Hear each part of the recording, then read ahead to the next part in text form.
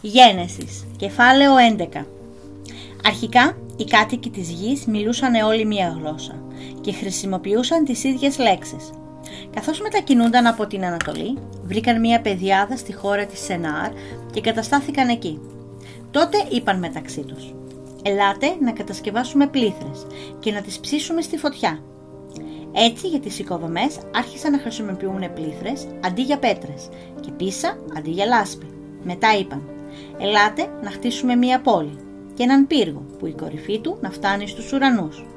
Έτσι θα γίνουμε ονομαστοί και δεν θα διασκορπιστούμε πάνω στη γη».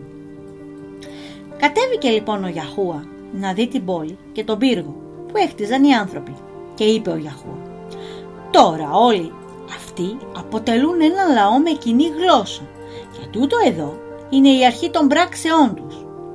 Από εδώ και πέρα τίποτα από όσα θα σκέφτονται να κάνουν δεν θα τους είναι αδύνατο. Εμπρός, ας κατεβούμε και ας επιφέρουμε εκεί σύγχυση στη γλώσσα τους, ώστε να μην καταλαβαίνει ο ένας τη γλώσσα του άλλου». Έτσι, ο Ιαχούα τους διασκόρπισε από εκεί σε όλη τη γη και σταμάτησαν να χτίζουν την πόλη. Γι' αυτό ονόμασαν την πόλη εκείνη Βαβέλ, γιατί εκεί ο Ιαχούα προκάλεσε σύγχυση στη γλώσσα των ανθρώπων και από εκεί τους διασκόρπισε σε όλη τη γη. Αυτές είναι οι γενεολογίες του Σιμ. 2 χρόνια μετά τον κατακλυσμό, όταν ο Σιμ ήταν 100 ετών, απέκτησε τον Αρφαξάδ.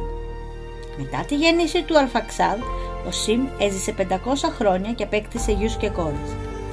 Όταν ο Αρφαξάδ ήταν 35 ετών, απέκτησε το Σαλάχ. Μετά τη γέννηση του Σαλάχ, ο Αρφαξάδ έζησε 403 χρόνια και απέκτησε γιους και κόρες.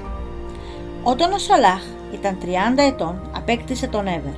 Μετά τη γέννηση του Έβερ, ο Σαλάχ έζησε 403 χρόνια και απέκτησε γιους και κόρες. Όταν ο Έβερ ήταν 34 ετών, απέκτησε τον Πελέγ. Μετά τη γέννηση του Πελέγ, ο Έβερ έζησε 430 χρόνια και απέκτησε γιους και κόρες. Όταν ο Πελέγ ήταν 30 ετών, απέκτησε το Ρεού. Μετά τη γέννηση του Ρεού, ο Πελέγ έζησε 209 χρόνια και απέκτησε γιους και κόρες. Όταν ο Ρεού ήταν 32 ετών, απέκτησε το Σερού. Μετά τη γέννηση του Σερού, ο Ρεού έζησε 207 χρόνια και απέκτησε γιους και κόρες. Όταν ο Σερού ήταν 30 ετών, απέκτησε τον Ναχόρ.